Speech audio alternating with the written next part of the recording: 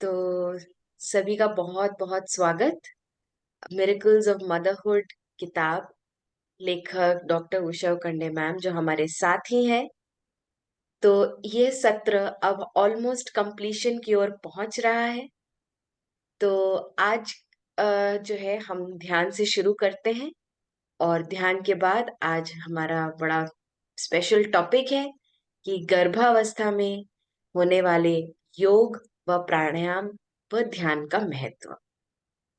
तो मैं शमशाद मैम को स्वागत करना चाहूंगी कि वे हमको ध्यान में लेकर चले।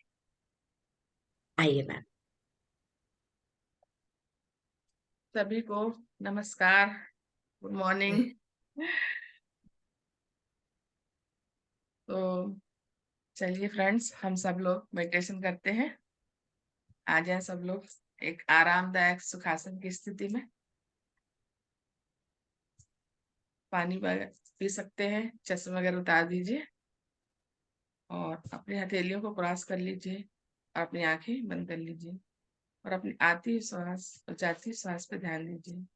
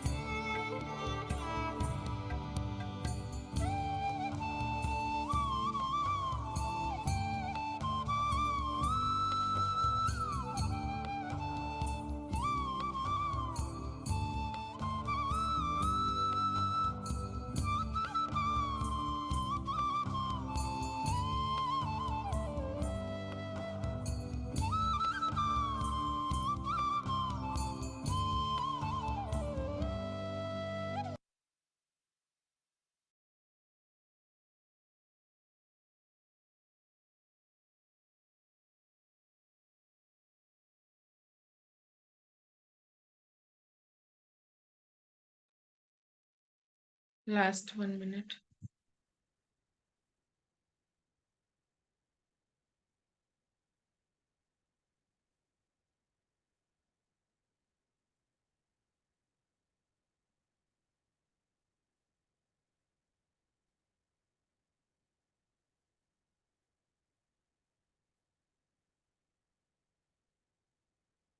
Thirty second.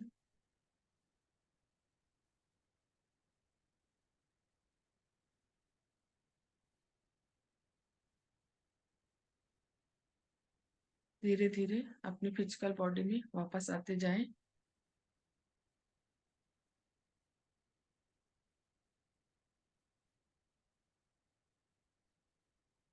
अपनी हथेलियों को खोलते हुए आंखों के ऊपर लाएं. 5, 4, 3, 2, 1, 0. हथेलियों के पीछे ही आंखें खोल लें. सुंदर सी मुस्कुराहट के साथ वापस आते जाएं. I love myself. I love you all. तो thank you universe, thank you masters.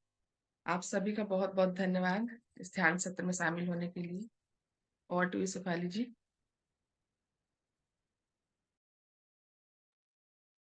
बहुत बहुत धन्यवाद। बहुत सुंदर ध्यान, और सुंदर ध्यान के साथ हम अगले स्टेप पे चलते हैं। तो आज हमारे साथ सरिता मैम भी है। सरिता मैम सहेली टीम आ, की भागीदार है। और आज हमारा सेशन जो होगा कि एक तरफ रुचिका मैम प्रारंभ करेंगी कि जो हमारी बुक चल रही है मिरेकल्स ऑफ मदरहुड, लेखक डॉक्टर उषा मैम, उसमें हम उस जगह पहुंच गए हैं कि हमने प्रेगनेंसी पीरियड में क्या क्या केयर करना है, इस पे हमारी बात हो चुकी है। और उसके साथ साथ हमारा कल जो मिडवाइफ सुनीता डांगी है, उन्होंने फिर आगे शेयर किया कि कैसे पूरा बर्थिंग प्रोसेस में एक मिडवाइफ करती है सारे स्टेप्स को। तो बीच में हमारा एक भाग जो अब बचा है वो है कि गर्भावस्था के दौरान योग, प्राणायाम व ध्यान का महत्व। तो मैं रुचिका जी और सरिता मैम दोनों का स्वागत करती हूँ। तो रुचिका जी उस चैप्टर को इंट्रोड्यूस करते हुए फिर सरिता मैम द्वारा सभी हमारे योग के जो आसन है वे सभी वो स्वयं हमें बताएंगे। तो रुचिका जी अब आप आ जाइए। ओ, मैंने आपको को होस्ट नहीं बनाया।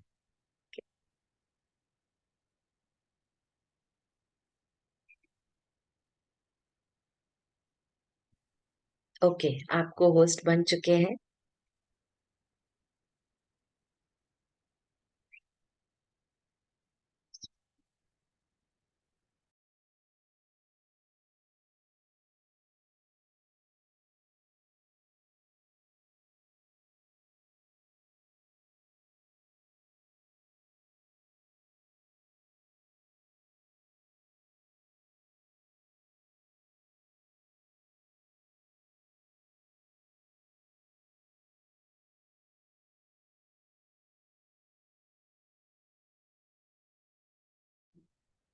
एक मिनट शुभम।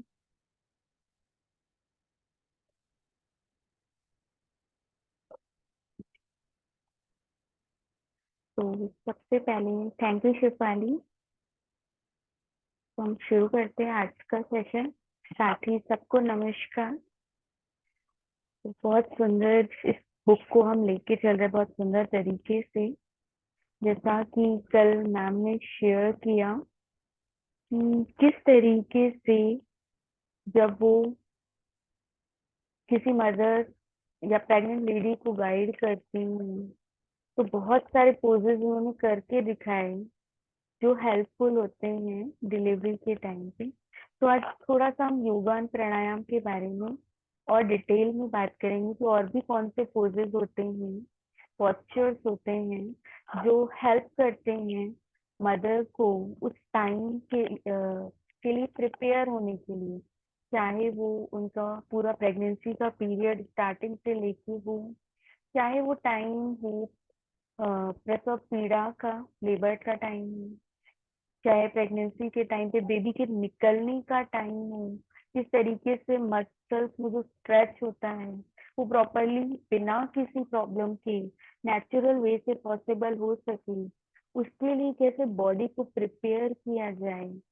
ये एक वे होता है, एक तरीका होता है योगा जो बॉडी को पहले से ही प्रिपेयर करता है। साथ ही योगा को हम जानते हैं कितना, ना सिर्फ प्रेगनेंसी के लिए, नॉर्मल लाइफ में भी तो योगा या प्राणायाम करना या मेडिटेशन करना कितना हेल्पफुल होता है। ये हमारी बॉडी और माइंड के बीच एक सिंक्रोनाइजेशन बैठाने में, सामंजस्य बैठाने में मदद करता है। साथ ही हम कुछ और भी बेनिफिट्स जानेंगे जिसके में प्राणायाम, योगा हेल्प करता है एक प्रेग्नेंट वुमेन को। तो कल हमने जैसे देखा था। रुचिका, हाँ, थोड़ी आवाज और ऊंची कर सकते हो? अब मेरी आवाज आ रही है और सिपाही? आज थोड़ी खड़खड़ आ रही है साउंड में। ओके, अभी भी है? और लोग भी बताएं क्या एक बार? आपको वॉइस की क्लैरिटी आ रही है क्या? Yeah, like there's some voice में disturbance. प्रॉब्लम है, थोड़ा क्लियर नहीं है। ओके, अभी है क्लियर? नहीं, एक मिनट।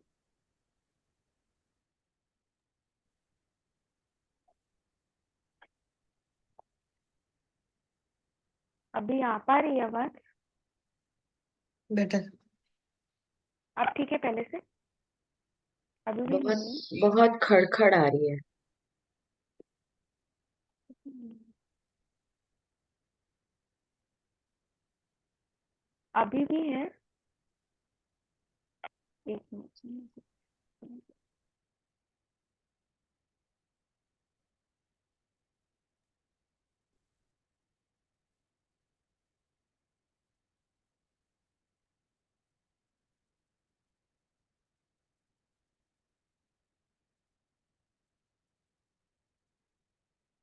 ताकि कल डबल आवाज आ रही है। एक बार बोलिए फिर से। एक मिनट, मुझे इसमें से भी डिस्कनेक्ट करना पड़ेगा, दोनों से कनेक्ट करना है। मैंने आपकी आवाज नहीं आ रही। हाँ, अभी आवाज बीच में बहुत अच्छी स्पष्ट आवाज आई थी और अभी बहुत हल्की आ रही है। हाँ, एक सेकंड में कुछ टेक्निकल प्रॉब्लम कि कौन-कौन से पोजेस हैं जब वो डिलीवरी करवाती हैं, जब वो टाइम आता है लेबर का, तो उस टाइम पे वो पोजेस हेल्प करती हैं मदर को, ताकि वो डिलीवरी स्मूथ वे से, प्रॉपर वे से हो सके। ताकि योगा तो वैसे भी एक नॉर्मल लेडी के लिए, नॉर्मल पर्सन के लिए भी, अभी भी आवाज नहीं है?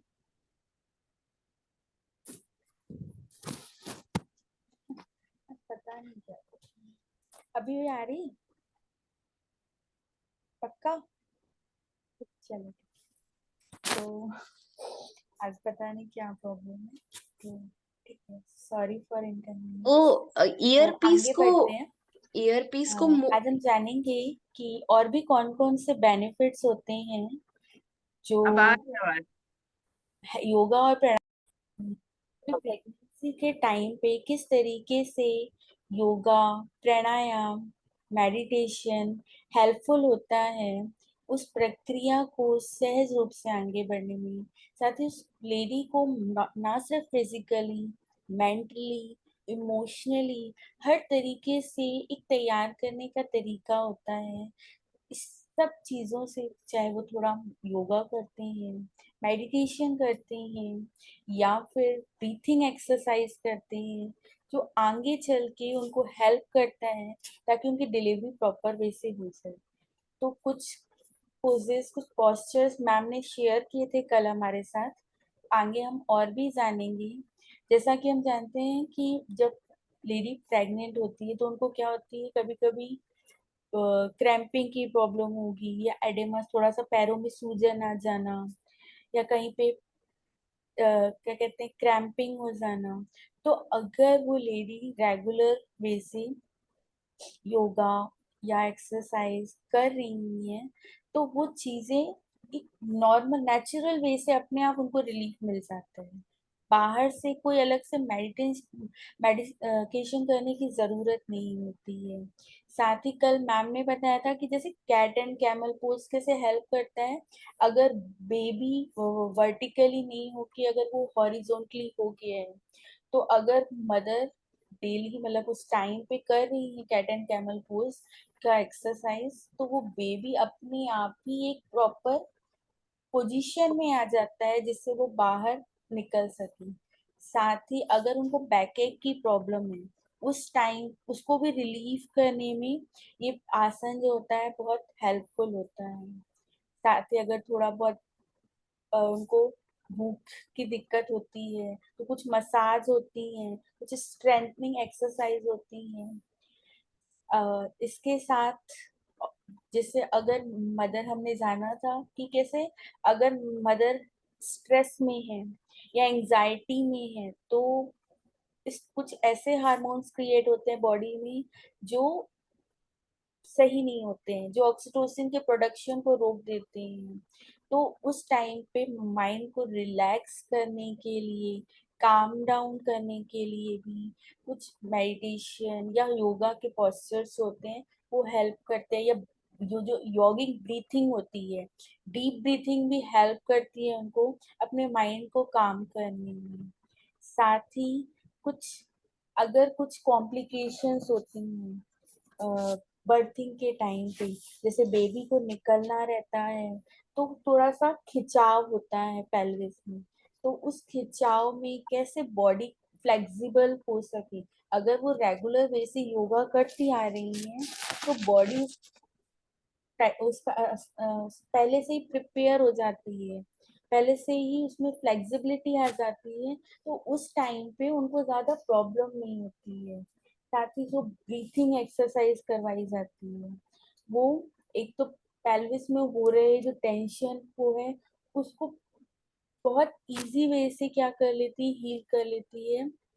साथ ही जो स्टार्टिंग में प्रॉब्लम होती है नोजिया की या मॉर्निंग सिकनेस होती है, तो अगर वो डेली ब्रीथिंग कर रही हैं या डेली योगा कर रही हैं तो ये सारी चीजें भी ऑटोमेटिक ही हील होती चली जाती हैं।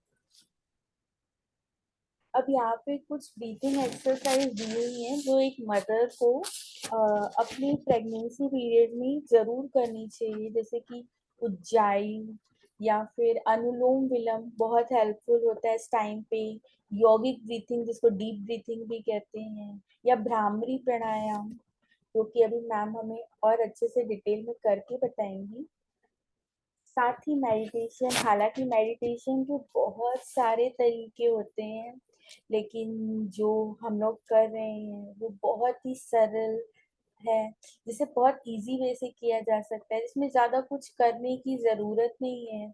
सिर्फ अपने हाथों को आप उंगलियों की उंगलियों में फंसा लो, पैरों को क्रॉस कर लो, अपनी आंखों को बंद करके और सिर्फ अपनी आती हुई सांस और जाती हुई सांस पे फोकस करना है और हम मेडिटेशन में चले जाते हैं। शुरू में बहुत सारे होंगे थॉट्स होंगे जो हमें मेडिटेशन की स्टेट में जाने में, शिफाली कुछ प्रॉब्लम है? नहीं नहीं, मैं देख रही हूँ और कोई पार्टिसिपेंट का आपकी अनम्यूट आवाज है नहीं क्या? आ रही। हाँ, अभी आ रही है।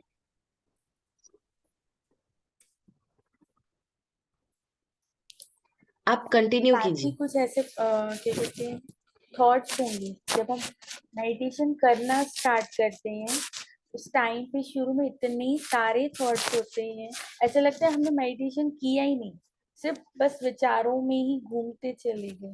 तो ये भी एक प्रोसेस है, धीरे धीरे शुरू में बहुत सारे थॉट्स होंगे लेकिन धीरे धीरे धीरे धीरे एक ऐसा टाइम आएगा कि वो ऑटोमेटिक, जैसा कि हम जानते हैं कि 1 मिनट में कम से कम 3000 थॉट्स आते हैं, लेकिन जैसे जैसे हम ये डेली प्रैक्टिस में लाते जाएंगे, वो 3000 कब धीरे धीरे 5 और 6 बन जाएंगे, हमें पता भी नहीं चलेगा। तो इस प्रोसेस को कंटिन्यू करते रहने से ही उसके बेनिफिट समझ में आते हैं। साथ ही मेडिटेशन एक और भी बहुत चीज़ों में हेल्पफुल होता है। ये इसे कहा जाता है कि अगर हम रेगुलर मेडिटेशन कर रहे हैं तो जो हमारी फिजिकल प्रॉब्लम्स होती हैं वो भी ऑटोमेटिकली हील होती चली जाती हैं। क्योंकि अगर हम थोड़ा सा स्पिरिचुअलिटी के बारे में जानते हैं तो स्पिरिचुअल साइंस कहता है कि हमारी जितनी भी फिजिकल प्रॉब्लम होती हैं या अधिकतर फिजिकल प्रॉब्लम ऐसी होती हैं जो लोग दवाइयों से ठीक बहुत टाइम से करने की कोशिश करते हैं, बहुत सारे ट्रीटमेंट्स ले रहे होते हैं, फिर भी ठीक नहीं होते हैं। इसके पीछे जो रीजन होता है कहीं ना कहीं कार्मिक अकाउंट होता है। तो उसके कारण वो फिजिकल प्रॉब्लम ठीक नहीं हो रही होती है, लेकिन जैसे ही हम मेडिटेशन में आ जाते हैं तो वो भी हील होने लग जाती है। साथ ही हमारे जो इमोशनल इम्बैलेंस चल रहा होता है माइंड में, वो भी धीरे धीरे अपने आप बैलेंस होने लगता है। और भी मेडिटेशन से, और मेडिटेशन तो ऐसा गिफ्ट है जो मदर अपने वूम के अपनी प्रेगनेंसी पीरियड में बेबी को ऐसा गिफ्ट देती है जो आगे चल के उसे लाइफ टाइम हेल्प करते हैं। क्योंकि मेडिटेशन सिर्फ माइंड को काम करने के लिए काम नहीं आता है, इसके और भी बहुत सारे बेनिफिट्स होते हैं। जैसे जैसे हम मेडिटेशन करते चले जाते हैं, हमारी जो इंट्यूशन पावर है वो बढ़ती चली जाती है। वो मदर खुद ही फील करेगी अब मुझे क्या, हमारी जो हमारी इनर सोल है हम उससे कनेक्ट होते चले जाते हैं। हमारा सब कॉन्शियस माइंड रहता है वो ओपन होना चालू हो जाता है। हमारी इनर सोल हमें गाइड करने लगती है इंट्यूशन के जरिए कि अब हमें कौन से स्टेप लेने चाहिए। लाइफ में कभी भी किसी चीज में कंफ्यूजन हो, वो कंफ्यूजन हमको क्लियर हो जाती है, क्योंकि आंसर अब हमें बाहर ढूंढने की जरूरत नहीं होती है, अब वो आंसर हमें हमारे अंदर ही मिल जाती है। तो बहुत सारी चीजें हैं जिनमें मेडिटेशन हेल्प करता है, और स्पेशली अगर प्रेग्नेंट लेडी इसे फॉलो करती है तो वो एक बहुत बड़ा गिफ्ट है जो अपने बेबी को दे रही होती है। क्योंकि जो बेबी आ रहा है वो ना सिर्फ उस मदर से बिलोंग करता है, बल्कि इस पूरे वर्ल्ड को सर्व करने के लिए अपना एक लार्जर पर्पस भी लेके आता है। तो एक बहुत बढ़िया टाइम होता है जब वो संस्कार मदर अपने बेबी को दे सकती है उस गर्भाशय के टाइम पे। आगे हम और भी जानेंगे।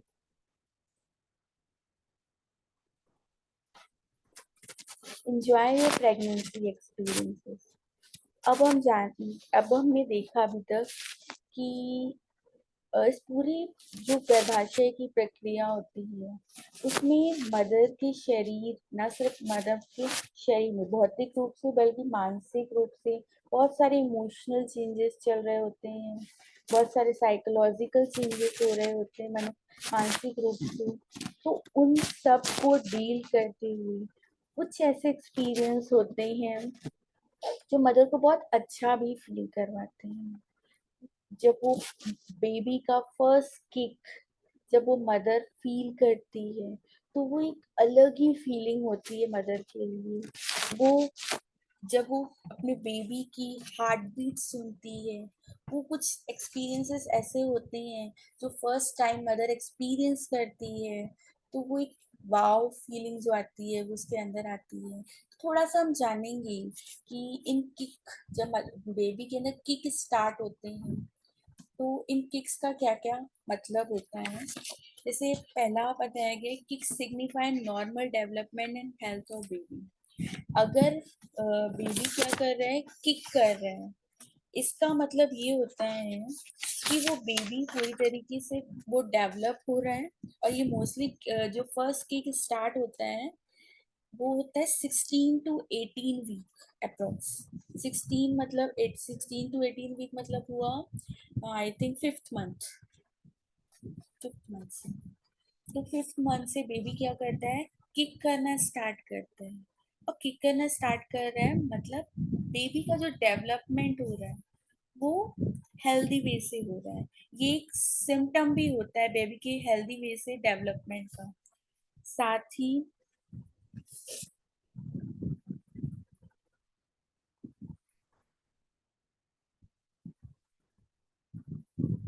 जैसे जैसे वो जो उनका एब्डोमेन होता है वो धीरे धीरे बढ़ता चला जाता है, तो वो जो जैसे जैसे बेबी और डेवलप होता जाता है तो जो ये मूवमेंट होते हैं वो और भी क्या हो जाते हैं, प्रोनाउंस होते होते हैं, बहुत और अच्छे से क्लियर से समझ में आते हैं कि अब बेबी मूव करते हैं।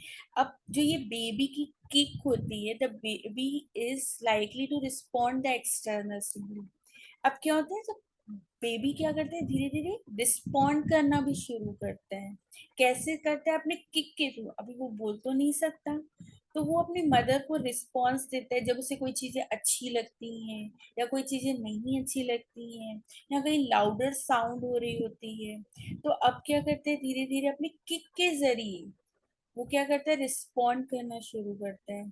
अगर कहीं पे बहुत हाई साउंड है या लो पिच साउंड है, उन साउंड के लिए भी उसको वो अच्छी लग रही है नहीं लग रही है, वो अपने किक के जरिए मदर को क्या करता है, रिस्पॉन्ड करता है।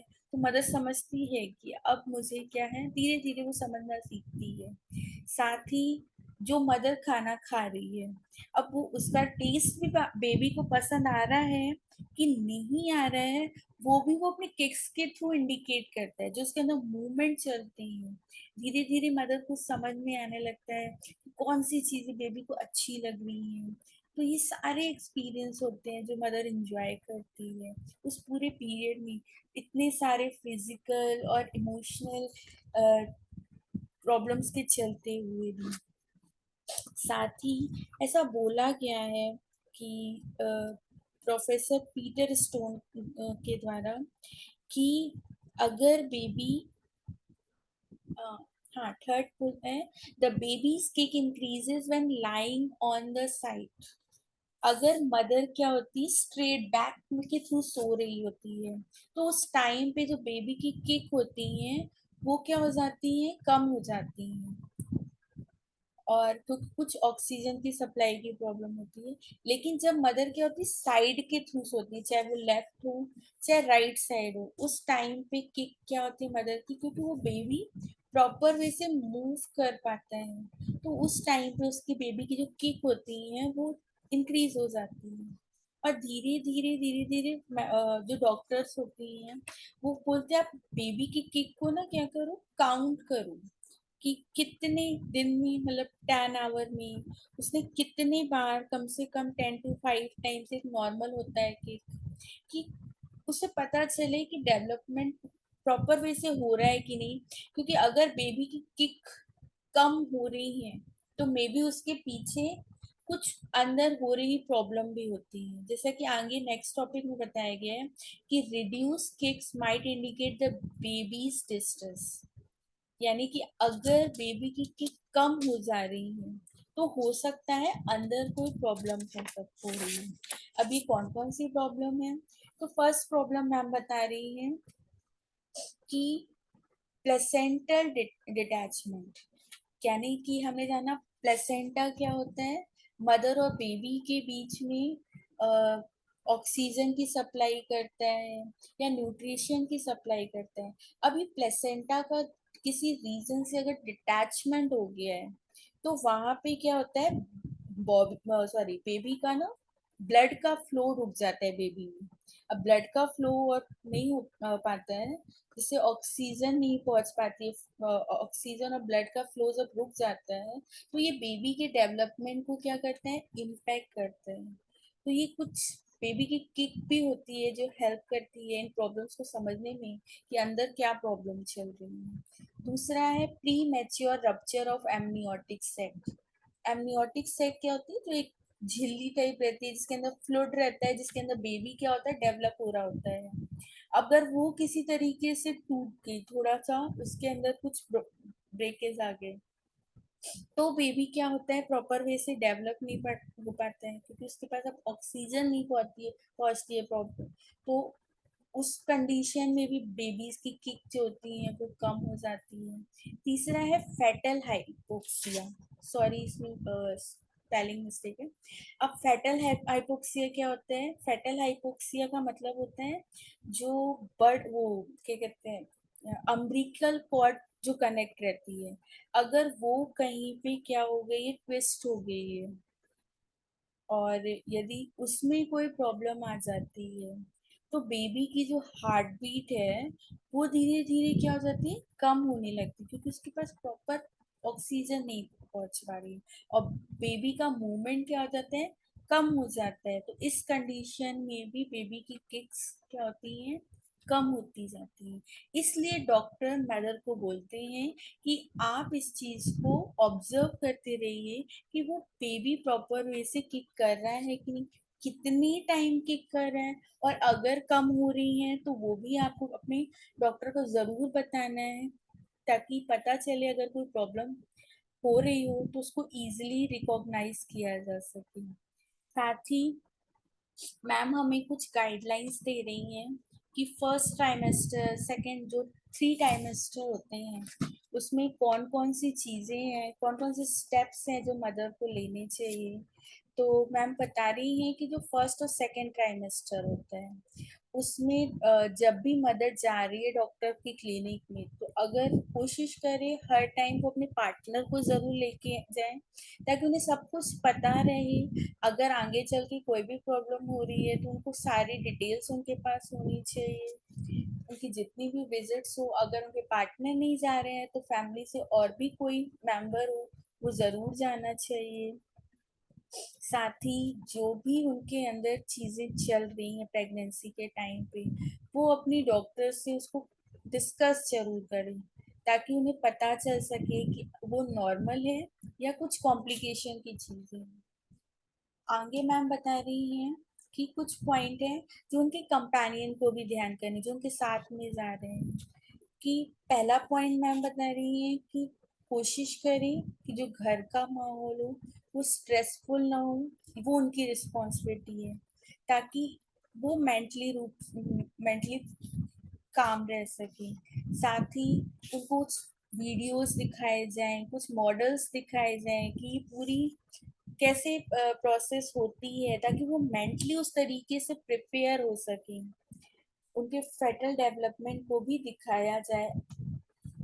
साथ ही अब मैम बता रही ये तो था फर्स्ट और सेकेंड ट्राइमेस्टर के टाइम पे। अब थर्ड ट्राइमेस्टर के टाइम पे उन्हें क्या प्रिपरेशन करनी है, अब उन्हें क्या करना है, पूरी किट बनानी है कि क्योंकि अब उन्हें हॉस्पिटल जाने का टाइम होता है, तो उसके लिए उन्हें क्या क्या चीज़ों की पहले से ही किट बना के रखनी है। साथ ही जो भी उनकी फाइनेंशियल चीज़ें हों उनको भी देखना। Experience birth through video for preparation, साथ ही ऐसे वीडियोस देखते रहें जिसमें बर्थिंग दिखाई जा रही हो, ताकि अगर उनका जब टाइम है तो वो उसके लिए मेंटली प्रिपेयर रह सके। साथ ही कुछ मदर क्राफ्ट्स एजुकेशन जो पैकेजेस हो अगर वो ले सकती हैं। जो चेकलिस्ट, पैकिंग चेकलिस्ट बना लें कि उन्हें क्या क्या चीज़ों को पैक करना है। तो कुछ यहाँ पे पॉइंट्स दिए हुए हैं जो मैम कहती हैं कि इस टाइम पे मदर को ज़रूर ध्यान देनी चाहिए।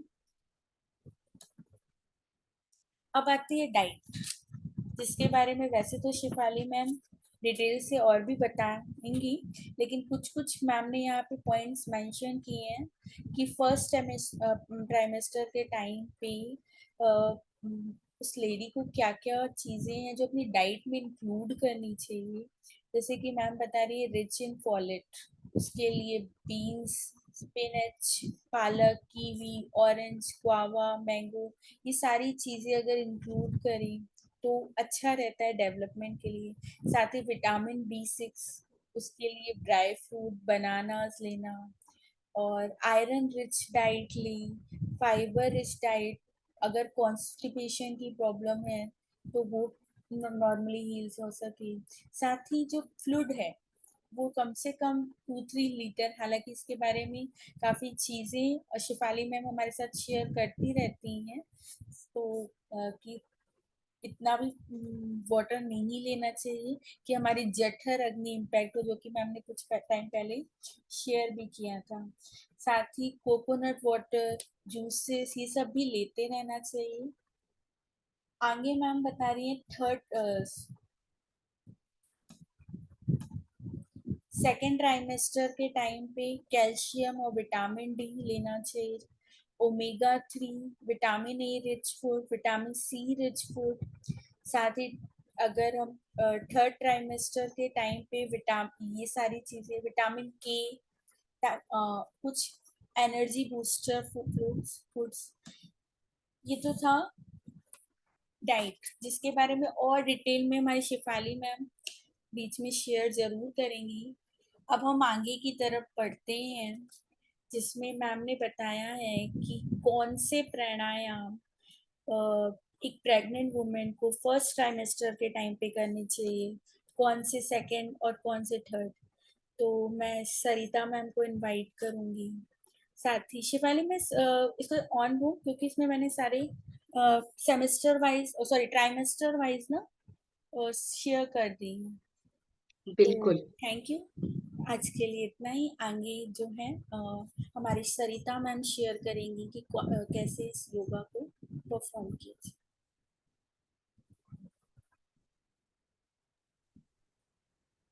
सभी को नमस्ते, गुड मॉर्निंग। हम रुचिका मैम ने बहुत अच्छे से डिटेल्स में हमें समझाया है कि हमें क्या क्या करना चाहिए। अब हम फर्स्ट ट्राइमेस्टर में हमें क्या क्या करना चाहिए। तो फर्स्ट ट्राइमेस्टर में हमें ब्रीथिंग एक्सरसाइज करनी है, अनुलोम विलोम करना है, सेकंड वॉक करना है, मेडिटेशन करना है। तो हम फर्स्ट उसमें जो करेंगे, क्योंकि इस समय फर्स्ट सेमेस्टर ऐसा होता है कि हमें बहुत प्रिकॉशंस की जरूरत रहती है, तो एक्सरसाइज पे हम ज्यादा जोर नहीं देते, केवल हल्का मूविंग रहना चाहिए, तो वॉकिंग कंफर्टेबल रहता है। प्राणायाम के लिए हमें सिंपल सा अनुलोम विलोम प्राणायाम करना है, जिसमें लेफ्ट हैंड को हम थाइस पे रखेंगे, सिंपल सा चिन्ह मुद्रा बनाएंगे। राइट हैंड से लेफ्ट थम and middle finger, index finger को लेंगे, थम को राइट नोस्ट्रिल पे रखेंगे, लेफ्ट से पूरी श्वास बाहर छोड़ेंगे, लेफ्ट से इन करेंगे, राइट से आउट करेंगे, बहुत आराम से डीप नॉर्मल। फिर राइट से इन करेंगे, हमसे क्लोज करते हुए लेफ्ट से आउट करेंगे। ये हमारा वन साइकिल होगा। कंटिन्यू अल्टरनेट करते जाएंगे, लेफ्ट से इन, राइट से आउट, राइट से इन, लेफ्ट से आउट। हम 10 टाइम रिपीट करेंगे इसको। Breathe in left, breathe out right, breathe in right, breathe out left, breathe in left, breathe out right, breathe in right, breathe out left, breathe in left, breathe out right, breathe in right, breathe out left, breathe in left, breathe out right, breathe in right, breathe out left, in left, out right, last, breathe in right, and left. Relax. Cushion in, normal breathe in, breathe out.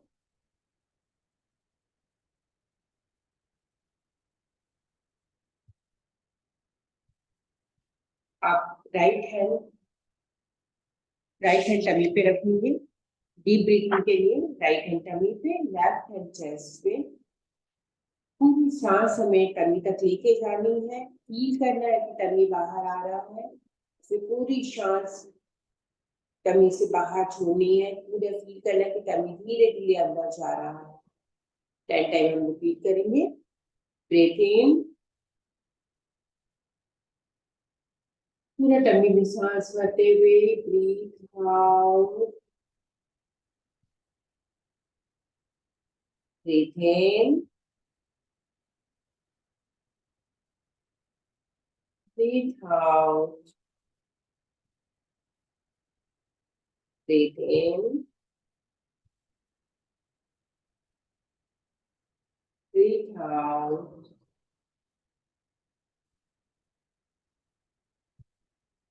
Breathe in. Breathe out. Breathe in. Breathe out.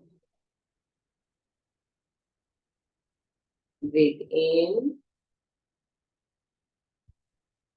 Breathe out. बहुत आराम आराम से breathe in. Breathe out. And last, breathe in. And breathe out. फिर question के लिए breathe in, breathe out, normal relax.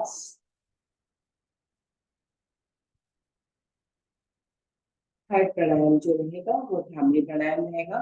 इसमें हम thumb को कान से लगाते हैं, मिडिल फिंगर्स को आईज में लगाते हैं, इंडेक्स फिंगर फोरहेड के ऊपर एंड लिटिल फिंगर नोज के कॉर्नर पे ओम चैंटिंग करनी है। ओम बहुत छोटा, मां लंबा, 3 टाइम मूव करेंगे अपन।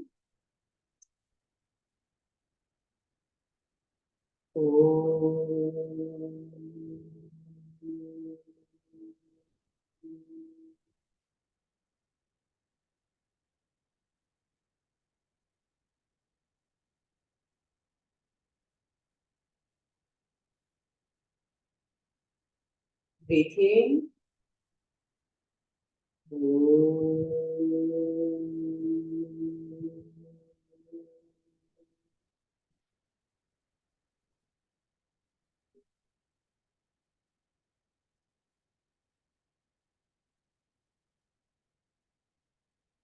Breathe in.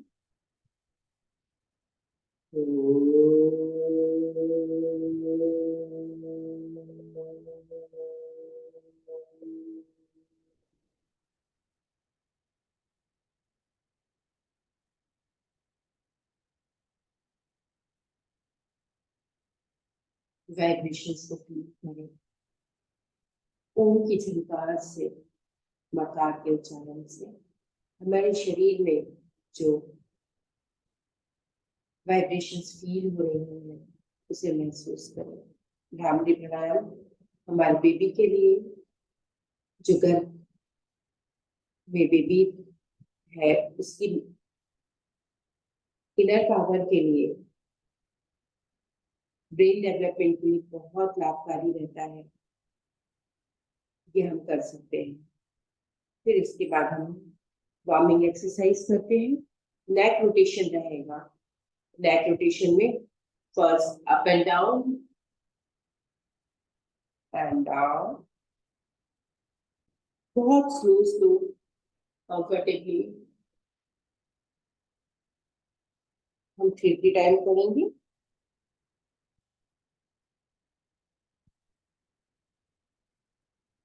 साइड 1 2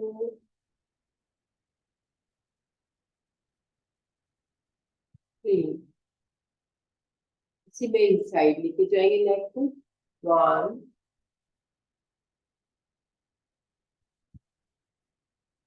2, बहुत आराम आराम से, and 3।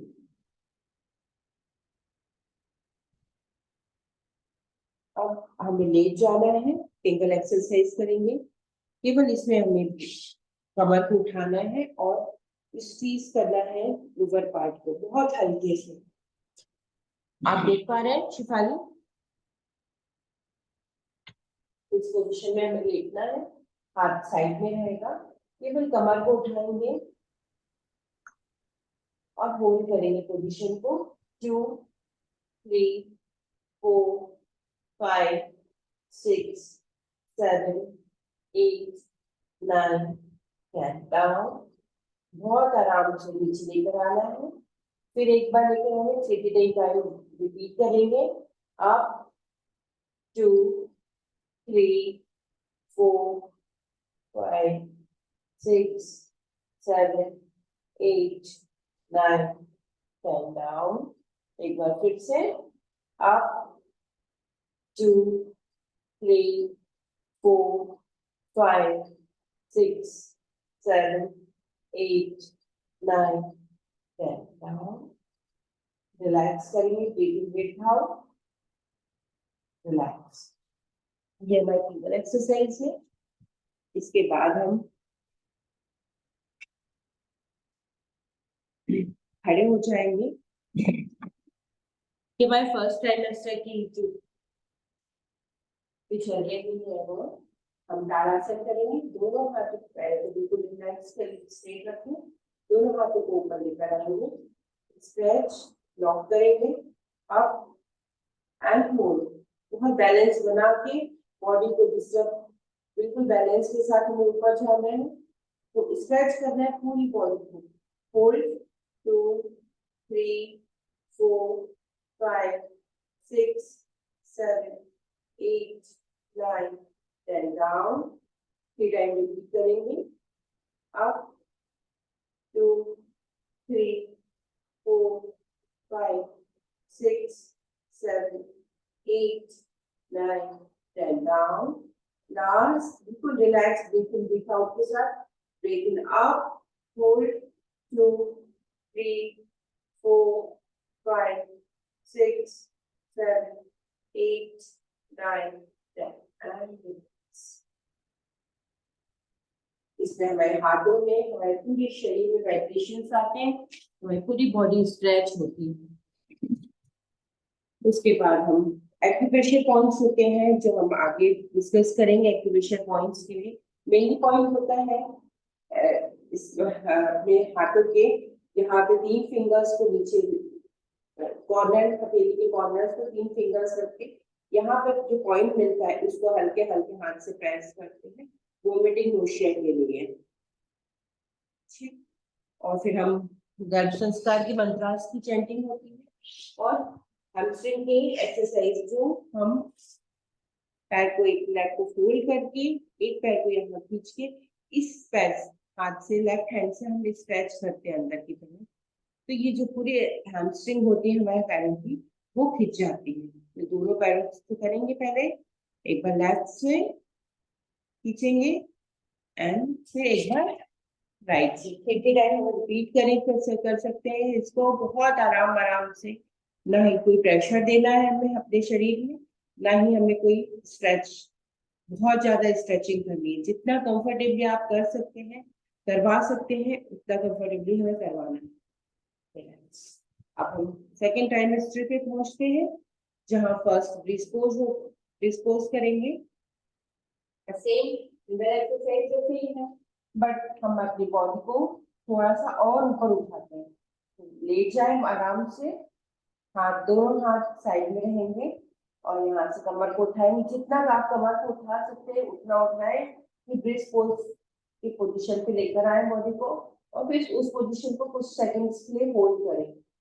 2 3 4 5 6 7 8 9 10 down. Taking breath out. बहुत आराम से एक बार फिर से रिपीट करेंगे। Up 2 3 4 5 6 7 8 9 10 down. One more time. Up 2 3 4 5 6, 7, 8, 9 and 10. Down. हल्की सी लेफ्ट साइड डाउन करके हम उठेंगे. Second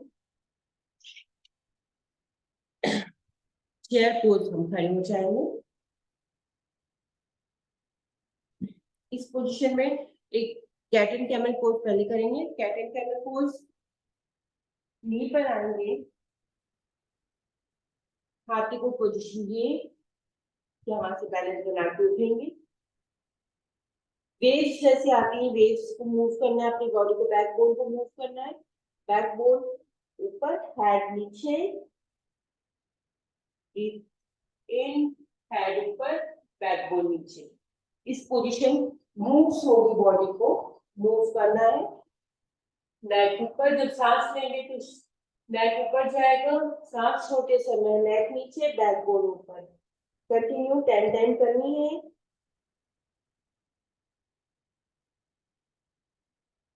3, 4 and 5. इसके सेट्स आप मूव करा सकते हैं. सेट्स के साथ 5 टाइम किया, फिर रिलैक्स किया, फिर 5 टाइम किया, फिर रिलैक्स किया. इस तरह से हम प्रेग्नेंट वुमेन्स को इस तरह से करा सकते हैं. थर्ड, इस सेकंड ट्राइमेस्टर में एक्सरसाइज आएगी चेयर पोज पे. बहुत ही आराम से मतलब खड़े करना है. हाथों की पोजीशन कंफर्टेबली आप साइड्स पे भी रख सकते हैं. आप ऐसे ऊपर उठा के और हल्के नी को बेंड करना है. बहुत हल्के हाथ, हल्के से नी को बेंड करना. बहुत ज्यादा प्रेशर नहीं लगाना है. हल्के हाथ नी को बेंड करते हुए होल्ड करना है 10 टाइम काउंटिंग तक. 2, 3, 4, 5, 6, 7, 8, 9, 10. ये पोजीशन हम 3 बार रिपीट कर सकते हैं. फिर रिलैक्स करवाएं. हर आसन के बाद हमें रिलैक्सेशन देना है और ब्रीथ इन ब्रीथ आउट कराना है. फिर उसके बाद हम वॉल पोज कर सकते हैं. वॉल की तरफ खड़े हो जाएं और एल्बोज को फोल्ड करते हुए चेस्ट को वॉल की तरफ लेके जाएं. 10 टाइम हम ये कर सकते हैं. 5 टाइम कराएं और फिर रिपीट कराएं. हैमस्ट्रिंग जैसे आपने फर्स्ट ट्राइमेस्टर में हैमस्ट्रिंग किया था, सेम वही पोजीशन को हमें थंब को, पैरों के थंब को, पंजों को पकड़ के अपनी तरफ खींचने की कोशिश करना है और second leg side.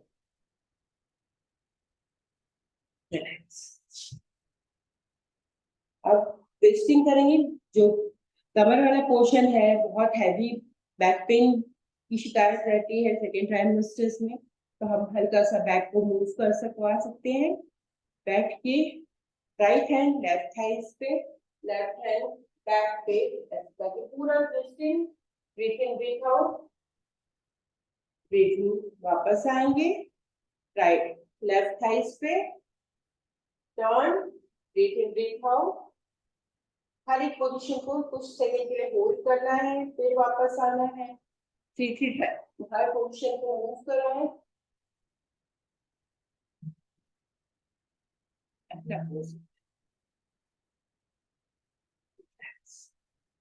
Same cow pose, cat and camel pose भी वापस रिपीट करेंगे. फिर इसमें त्रिकोण आसन, ये भी वेस्ट ट्विस्टिंग के लिए कैट एंड कैमल पोज अच्छा रहता है सेकंड ट्राइमेस्टर में भी. उसके बाद हम त्रिकोण आसन कर सकते हैं. तो इसके लिए हमें खड़े होना है. दोनों पैरों में जितना कंफर्टेबली गैप कर सकते हैं उतना गैप करना है. दोनों हाथों में को स्ट्रेच कर दें और लेफ्ट हैंड लेफ्ट थाइस नीचे लेके जाएंगे, राइट हैंड ऊपर, hold, breathe in breathe out. 2, 3, 4, 5, slowly up and opposite, and opposite. Breathe in breathe out.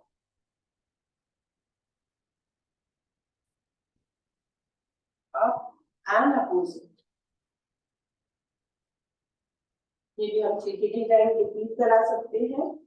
इसके बाद मोलेकुल्स आता है, दोनों पैरों में गैप करें, दोनों हाथ stretch, left hand left leg left side पे मूव करेंगे एंड पूरी बॉडी को लेफ्ट साइड लेके जाए, होल्ड 2 3 4 5 6 7 8 9 10, ब्रीथिंग, वापस आएंगे, राइट लेग राइट साइड लेके जाएंगे, होल्ड 2 3 4 5 6 7 8 9 10, वापस आएंगे, ब्रीथ इन ब्रीथ आउट, ये भी 3 टाइम रिपीट करना है।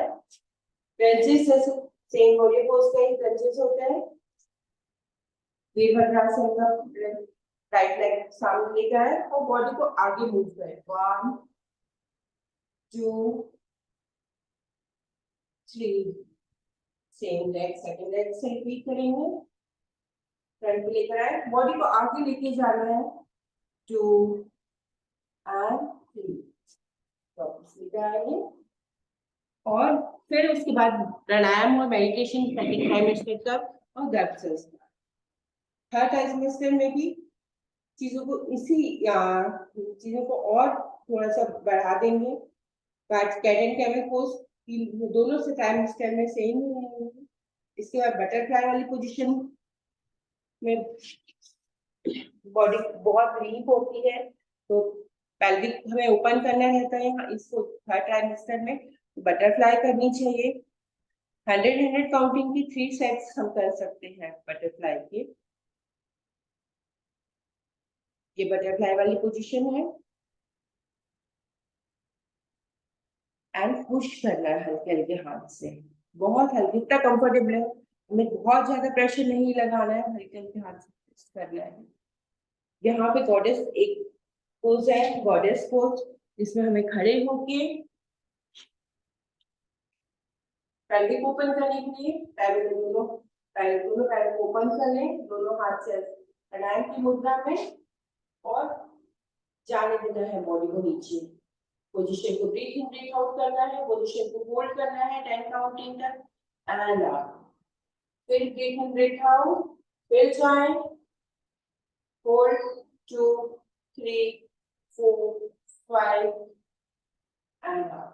इस भी आप 3 सेट के 5 काउंटिंग से 30 सेट्स कर सकते हैं। एक किसी पोजीशन में चेयर पोज होता है, चेयर को पकड़ने और पूरा नीचे बैठना है एंड डाउन एंड अप। ये भी पेल्विक ओपन के लिए बहुत अच्छी एक्सरसाइज है। यहाँ एक थर्ड ट्राइमेस्टर में वर्किंग बॉल की एक्सरसाइज होती है, जहाँ हम बॉल के साथ पेल्विक को रिलैक्स कर सकते हैं, ओपन कर सकते हैं। तो बॉल्स के साथ हम बहुत सारी एक्सरसाइज कर सकते हैं। फिर होता है हाइड्रो थेरेपी होती है, जो वाटर थेरेपी के साथ कनेक्ट करते हैं, वो भी हम थर्ड ट्राइमेस्टर में कर सकते हैं। गर्भ संस्कार की प्रोसेस हम जैसे शिफाली मैम बताएंगे, गर्भ संस्कार में हमें क्या क्या करना है, मंत्रा चैंटिंग होती है, स्टोरी टेलिंग होती है, और हम अपने बेबी से कैसे कनेक्ट, मदर अपनी बेबी से कैसे कनेक्ट हो सकती है। स्क्वाट्स कर सकते हैं, बॉडी मूवमेंट्स कर सकते हैं, पॉइंट्स दबा सकते हैं, एक्यूप्रेशर के पॉइंट्स दबा सकते हैं। ये छोटी छोटी एक्सरसाइजेस है, आसन है, ये हमारे पूरे ट्राइमेस्टर्स को, तीनों ट्राइमेस्टर्स को बहुत स्मूथली प्रेगनेंसी को हम इसके साथ रन कर सकते हैं। और जब डिलीवरी के टाइम आता है तो बेबी बहुत इजीली नॉर्मल ब्रीथिंग के साथ हम आगे बढ़ सकते हैं मदर के साथ। Thank you Shifali.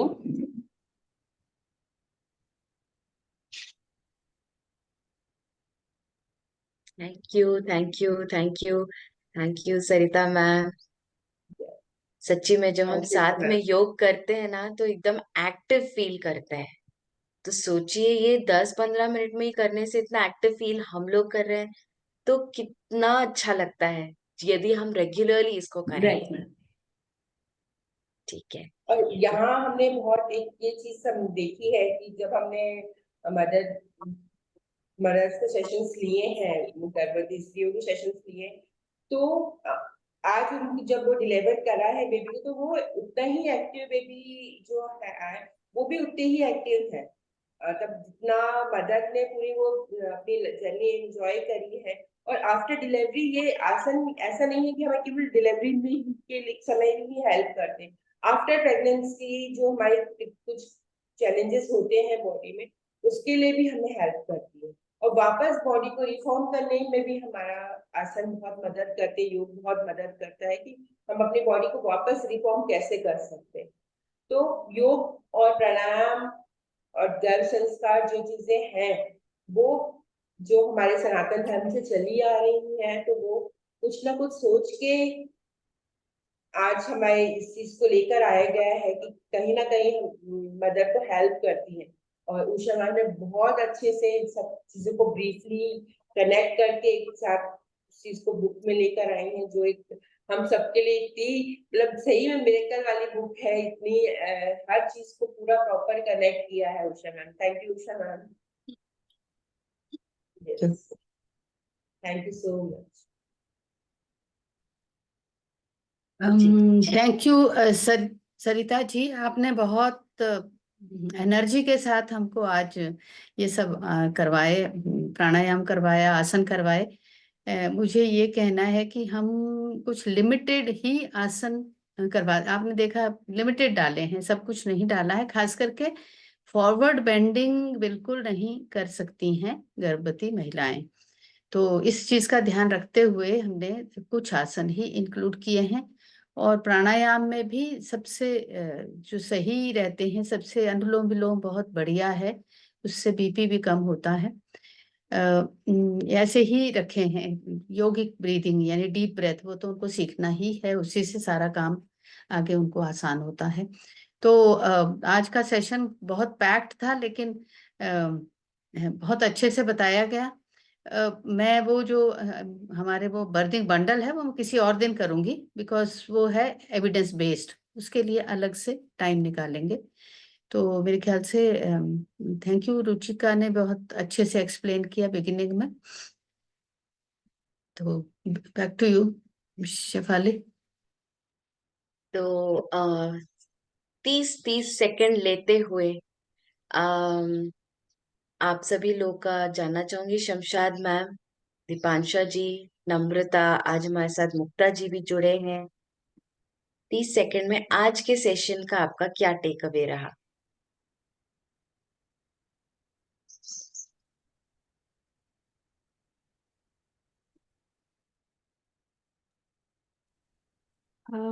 Yeah, it was good, Sarita ji. So I understood the exercises that required in each trimester. I just have one doubt. When I do this pranayama, so like breathe with the left nostril and leave with the right nostril. So at that time, like I'll follow a rule like 4, 8, 12. I don't remember exactly. So I'll breathe in for 4. So we